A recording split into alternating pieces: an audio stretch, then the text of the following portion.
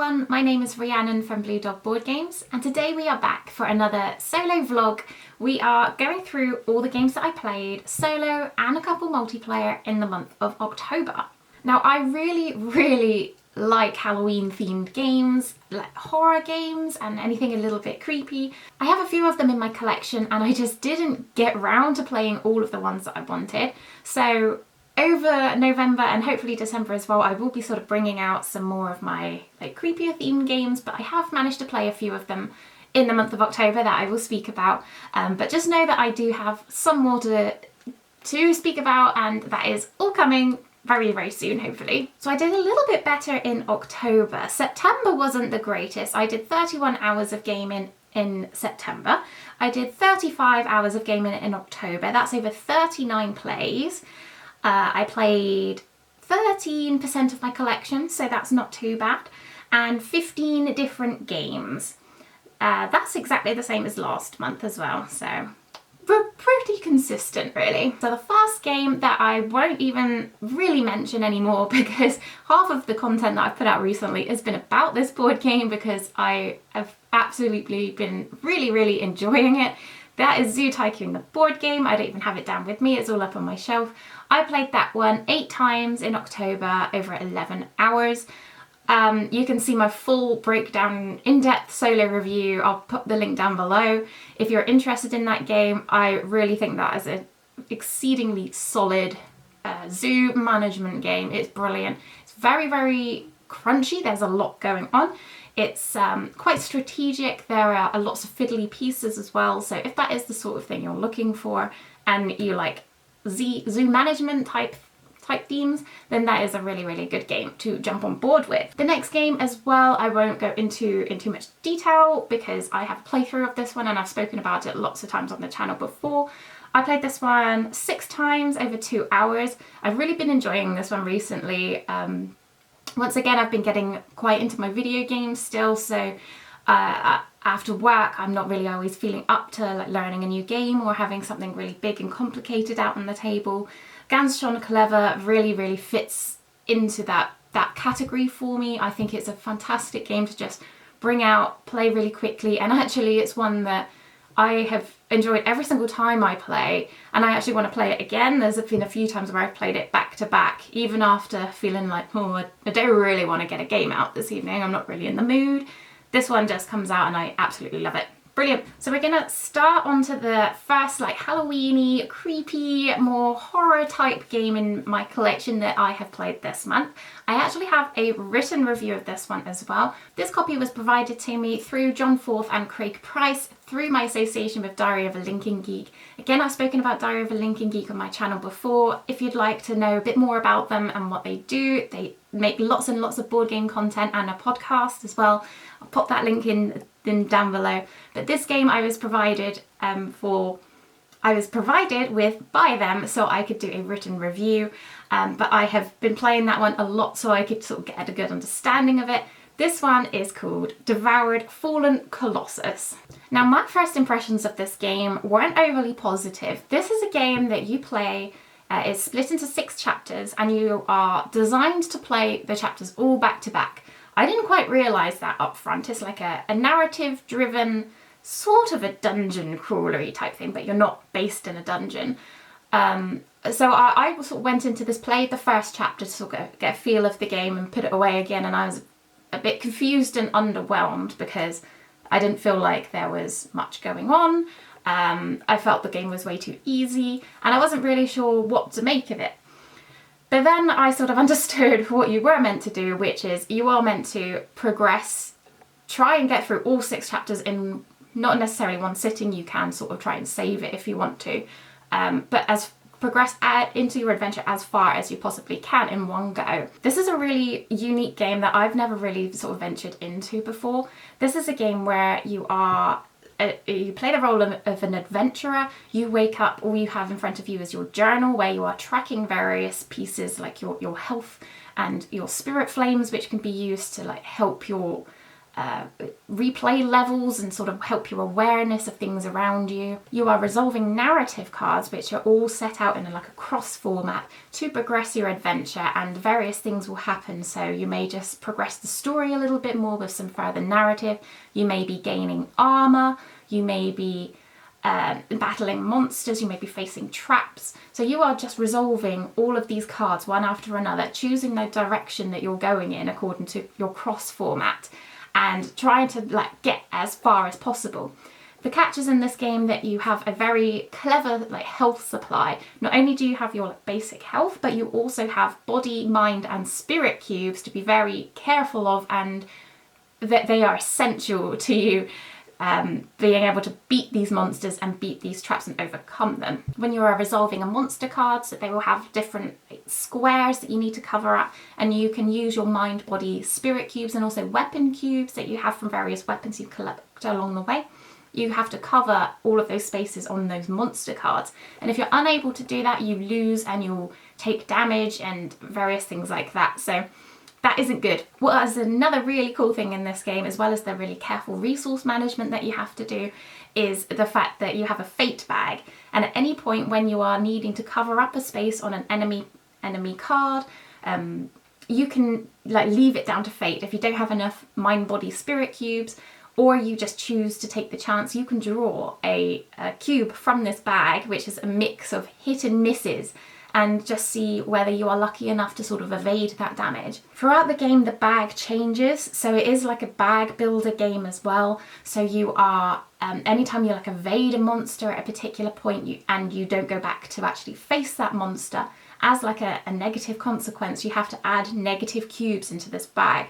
So you are encouraged to try and face things as much as possible, but you can't face everything. You haven't got enough resources. So you have to find that really careful balance of when you actually push your luck a little bit versus when do you actually deplete all those resources, because you cannot get any more like bad things in that bag to take you through the rest of your adventure. This was a hugely thematic game. My husband actually came down when I first set it up to play, and I was playing through it. I had some like candles next to me, and I had some really dim lighting, so it looked really atmospheric, and he asked how the seance was going. It looks so cool. It's got a massive table presence in terms of not so much like componentry and all of the sprawling pieces. It's actually quite compact, but the colour contrast in this game is basically black and white with some very clever use of colour to make everything pop. So your resource cubes are all in colour, and they just look fantastic as like a big contrast with all of the black and white artwork. It looks fabulous. This was the first sort of game in this type that I've ever really played. So I don't really have much to really compare it to, but I can say that I really had a good time working through this game. It's definitely got some flaws, and I've went into all of those details in my written review. This is a self-published game, and this is the first edition. They are very shortly coming out with another edition which addresses a lot of these issues. And the designer has been hugely helpful into explaining all those changes to me. He's been very, very kind on email with me about all of those bits. And yeah, I think that this has real potential, and as long as you're not going into it expecting like a really complicated strategic experience, this one definitely leans into a lot of luck. This one can be a really good entry into narrative adventure games that have a really dark, like grungy theme. And I had a really good time, and this is just a fantastic one to pull out on Halloween if it's a solo only game. If you're sort of find yourself alone on a Halloween or a rainy winter's night. It's very, very thematic, and it's a really fun one. So thank you once again to John Forth and Craig Price for supplying this game to Diary of a Lincoln Geek, and thank you to Diary of a Lincoln Geek for allowing me to get hold of this copy to review it. So next game on my list is Agricola. I won't go into detail on that one because I very recently popped out a playthrough of this one with my in-depth final thoughts on it, so I will again link that one in the description down below. I played that one 4 times over 4 hours. I really enjoy Agricola. I wish I sort of kept it out on the table a little bit longer because I didn't get a chance to sort of explore the campaign a little bit more with this one. That's how I prefer to play it, I think, rather than just playing back to back. I feel like I can really get sort of stuck in my same sort of patterns and not explore the game to its full potential. But once you are sort of in the campaign, you can really sort of specialize and just repeat the campaign again, specialize in a different area. So I wish I had more time to sort of explore that one again in a bit more detail, but alas, you can see I've got a lot to get through. So we will move on to the next game. So the next game that I played in October, I played this one 4 times over 3 hours, and I also played this one multiplayer as well. This is one that I've been given. It's not my own copy. This is from Chris from Diary of a Lincoln Geek. It's his own personal copy. I will be writing a written review on this one, and once this is published and ready to go, I will put that link down below. I would anticipate that this video goes up before that is live, so there may be a little delay until that is available. But until then, this game is Isle of Trains All Aboard. Now, I believe that this is a re-implementation of an older version of the game. This is one that has been released. It's just been delivered to everyone around the world a few months ago. So the pictures that I will be sharing of this game are of the deluxe edition, so just be aware of that one. I believe the only changes in the deluxe edition are things like the internal box art, the wooden passenger meeples that you will see. There's like a change in difference of size of the bag as well that all the passengers go in, and I believe as well the promos may not be in the retail edition. I believe that they were deluxe edition only. Also, the playmat that you can perhaps see as well, the playmat is a separate purchase. So this is essentially a small box train game. You are building up your train, you are grabbing cards to elongate your train so it has more carrying capacity, you are upgrading cars on your train to increase the carrying capacity again, and hopefully maybe like manage the train's power a little bit better, because you have to be very aware of how much power your engine has and whether it's able to pull everything along. You are loading goods, loading passengers onto your train cars and delivering them to areas around an island. As I said, I played this one multiplayer and solo. There are a couple of differences in how the game works. The multiplayer version was interesting because you can, when you are loading goods onto your train, you can trigger bonuses. But those bonuses are only triggered if you are loading your goods and passengers into other people's trains. So, you know, you're wanting to load all of those goods into your own train so you can deliver them yourself to various destinations. But if you do that, you are essentially skipping out on a few bonus actions, which can actually be really beneficial. So that was a really interesting part of the game that I thought I was forever like craning my neck over to my husband's train, trying to see what he was doing and whether I could fill up his train with useless pieces that he doesn't necessarily want. I don't really see that too much in games, or the sort of games that I play, so I thought that was really interesting. The solo mode in this game plays very similarly, but of course because you don't have anyone else's train around, you are loading goods into your own train cars and triggering those bonuses yourself. What I really liked about this game though is how much attention to detail they've put into the solo mode. This is very much not a tacked on solo mode and a last minute thought.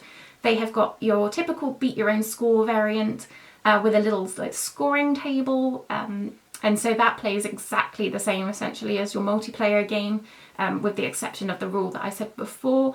But they've also got and designed 10 different scenarios for the solo mode alone.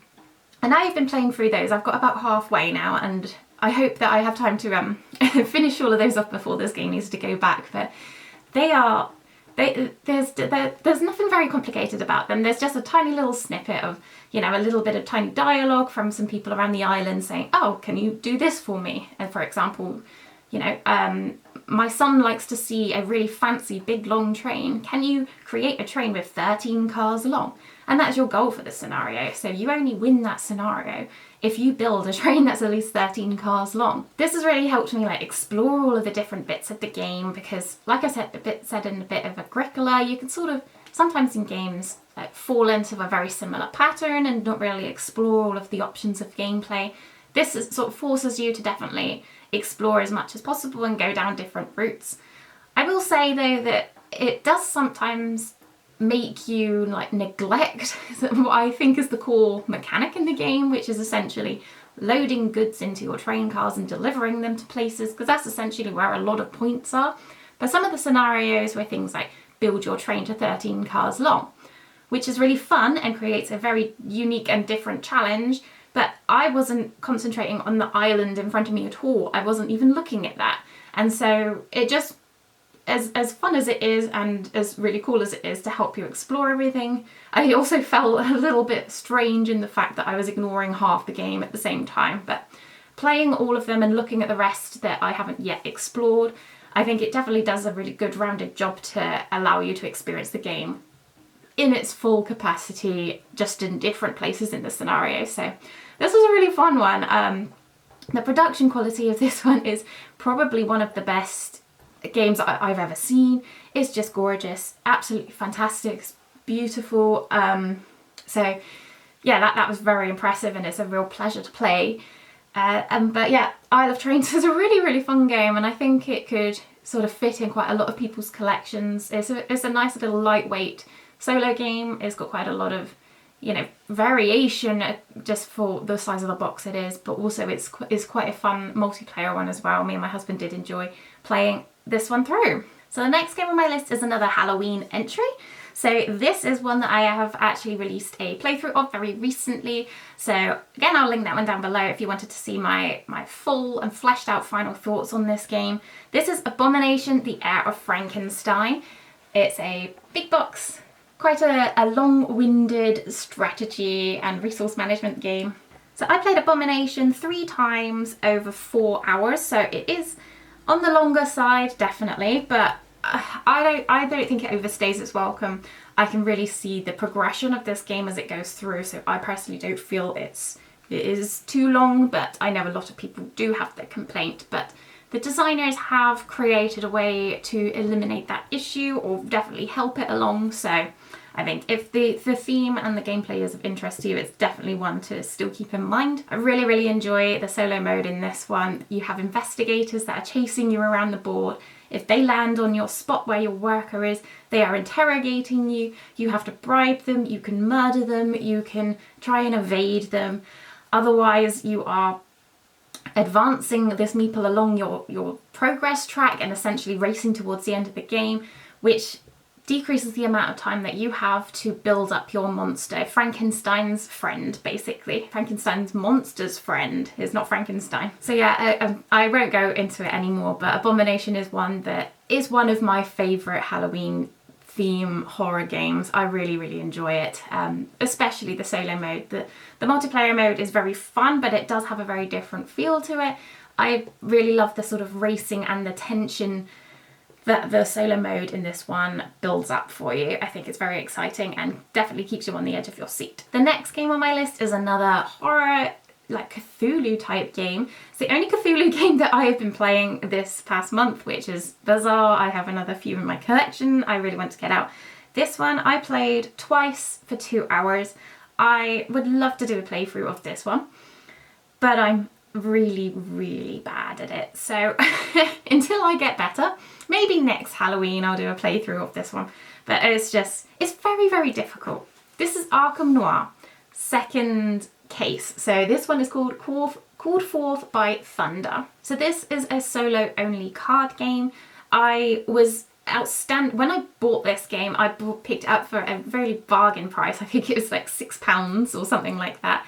I didn't really have too much expectation of it. I've heard of it from a solo perspective before, but it's not one that everyone talks about all the time.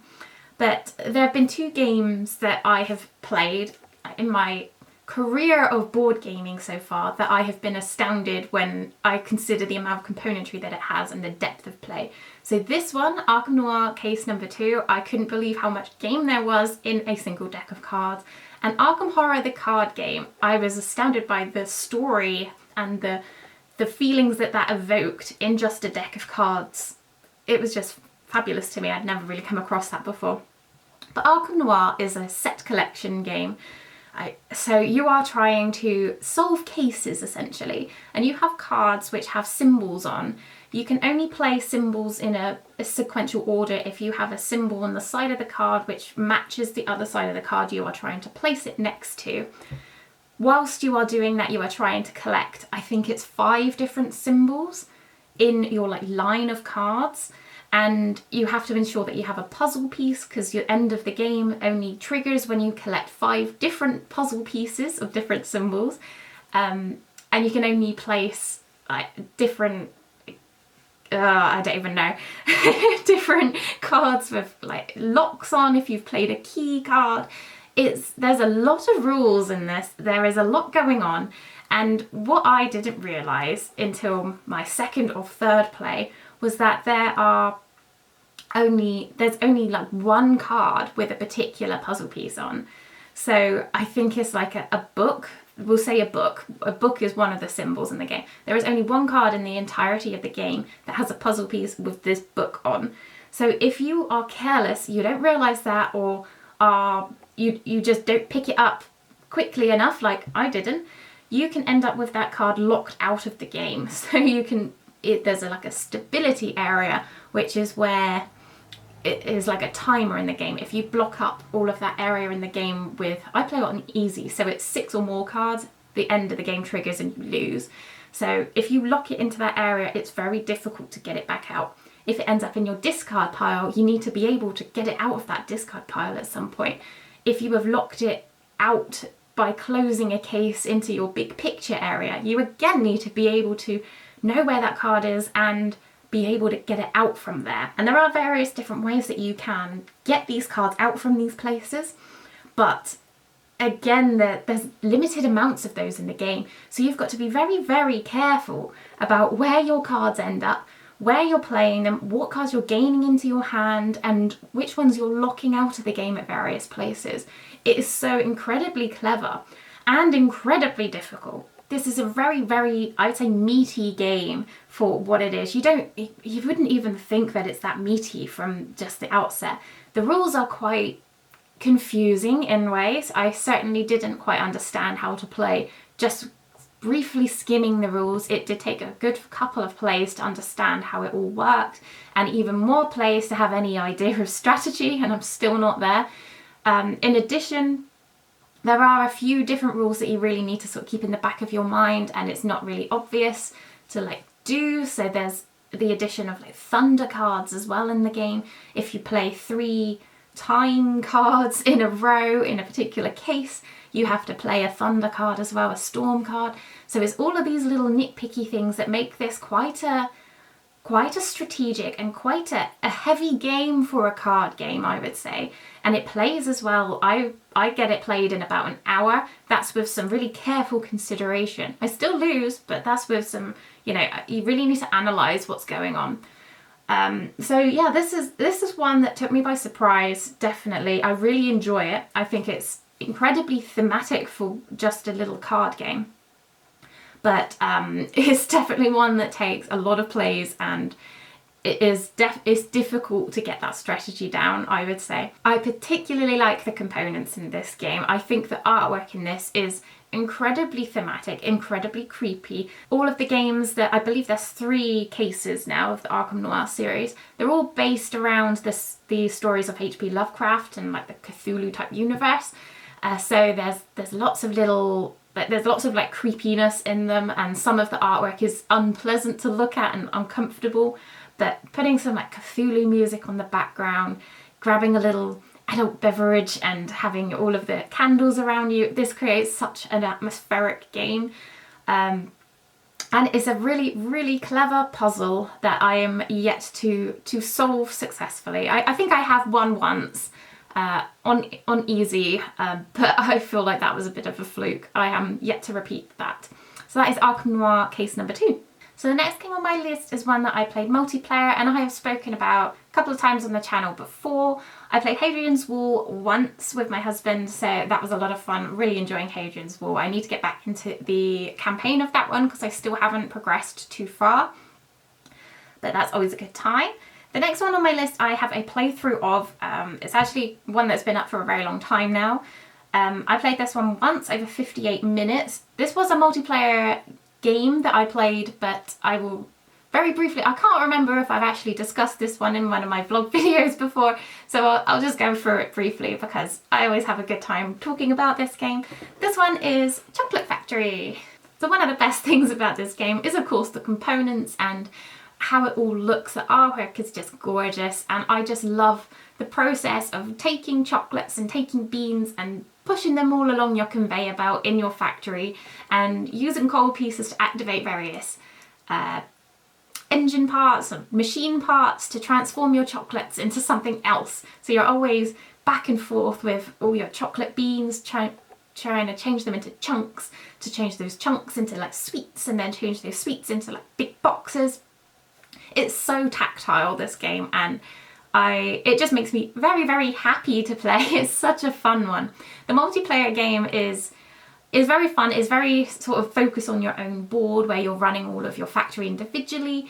There's not too much player interaction or anything, so if you're looking for a really interactive game, this one may not necessarily be it. The solo mode as well, I believe, I think it was I don't know who the solo designer was, I don't remember their name now, but off the top of my head, I believe that they actually responded to a post of mine on one of the board game sites at some point, and they did say this was their first ever solo mode that they'd created. It's not the best solo mode in any board game. It's definitely got a few holes, and they've got no way of like totaling your score, so I've been sort of working on a way so I can compare game to game how well I do. But it's certainly very fun. I think it's a brilliant lighter weight game. It's not super light. That is just very thematic and is a good time all the time, just swapping all of those meeples around left, right and centre. I particularly like as well, you take a employee card to help you on a particular day. So every single day you get to draw one of those as well as a machine part, and the employee is associated with a certain department store. Now you are then locked to that particular department store if you want to sell on that turn. So you cannot take an employee from the green department store and then sell to the red department store in that round. So I think that is a very clever little rule. I'd actually forgotten it when we played it again this time, and I was like, in the second round, I was like, I swear there's something I'm missing here. And then I remembered, I was like, I really, really like that. I think that creates an additional little challenge. It really sort of limits you as to how much you can progress in a particular area in the game, but also allows your opponents, we felt it in this multiplayer game, to really sort of hone in on each other's strategies and can create quite a little competitive experience. It was a good time. Really, really enjoyed Chocolate Factory. Again, I'll link the playthrough down below if you're interested in seeing that one through and seeing my final thoughts on that game. So the only other games that I've played solo are ones that I've talked about before on the channel. So once again, I played Keystone North America once in October, 34 minutes. Still, that's just rising up and up in how much I love the game. It is 100% one of my favourite games of all time. From a solo perspective, it's fabulous. I'm halfway through the solo scenarios now. I've slowed down. I don't really want it to end. I believe there's an expansion coming out for it soon. I'm running out of room. I would love to play more of it. I think it's just fabulous. So it's a brilliant game. I played the Bloody Inn once for 29 minutes, and I played Cartographers once as well. Again, 29 minutes. Again, Cartographers is one that definitely falls into the like Ganz Schön Clever and Keystone North America category. I think they're very, very easy to get out and play when you're tired, when you're not really feeling into it, and always leaves you in a really good mood and feeling really satisfied, and you've done something very productive with your time, so that's a nice feeling. And yes, so we will just finish off with a couple of more honourable mentions. I played a couple of these all multiplayer with my husband. The first one that I will talk about, we actually played this one all the way through before a couple of years ago, and we decided to get this one back out again just to, now some time has passed, because this one definitely requires you to not remember too much about certain things. This one is Micro Macro. So Micro Macro is a little bit like Where's Wally? So you have a case to solve on this very, very big black and white map. So you will be given, say, like, oh, Mr. Rabbit has lost his hat. Can you see what's happened to it? So you need to have a look around this whole map, try to find Mr. Rabbit. You get given a little picture of what he looks like, and then follow his progress throughout the map to see, where did he lose his hat? What happened to it? Where is his hat now? Where has Mr. Rabbit gone after he's lost his hat? Where was Mr. Rabbit before you saw him for the first time? Do you know where Mr. Rabbit lives? You're trying to figure out what's happened watch all their progress and notice little details in the background. So is there somebody watching him from a distance? Has he done something naughty that you shouldn't be doing? It's very, very cutesy. There are some like more adult themes in this one, I would say, so it's not necessarily one that you would want really, really small children to play. I believe the later editions, I have the second one as well that we've had a lot of fun with. That one has more like age ratings or like warnings on, so there's definitely themes of like adultery and murder and things like that. They're obviously not like really graphic or anything, but they're just themes that I was personally surprised to see some of them in the game. But this one is so much fun to play. And unfortunately, I did remember a little bit too much. I should have left it a little bit longer, I feel. But this is just a great one to play with a small group of people, just, you know, pointing their fingers, being, look, look, look, look. It's so exciting when you see like, oh, I can see what's happened there, or you actually see the end point, like, oh my god, there's a body there, that's Mr. Rabbit's body, like, how did he get there? And try and piece it all together. If you get stuck at any point, there's clue cards to help you on your way, or you can play it blind, and that's what we like to do, especially now we've sort of played them once before as well. Play it completely blind and just say, who are we looking for? Let's see what we can piece together of their whole story. It's a lot of fun, and I would probably recommend this for a lot of different people. Pretty much anyone can play this game. There are details that are very small, so if you are particularly have like an eyesight problem, then you will need a good set of glasses or a magnifying glass or something like that. But it's still very fun to get involved with the atmosphere of this one because it can lead to quite a few laughs, and that's Micro Macro. So much fun. So the final honourable mention today is again one that I played multiplayer. Played it for about just over half an hour, just the once this month.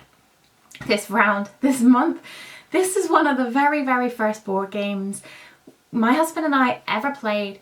We were introduced to it in a board game cafe, and honestly, I think if I could choose one game that's like a gateway game to get people unfamiliar with more modern board games into the hobby and interested, and for it to be one that would continue to be of interest a few years down the line, this one certainly falls into this category for me, and it's probably the biggest recommendation I have for that sort of game. This one is Carcassonne. I love Carcassonne. It's not one that I want to play all the time. It's not one that I think does anything particularly like extravagant and really exciting, but its rules are so simple, turns are so quick, and it plays in a really good amount of time, is pretty to look at.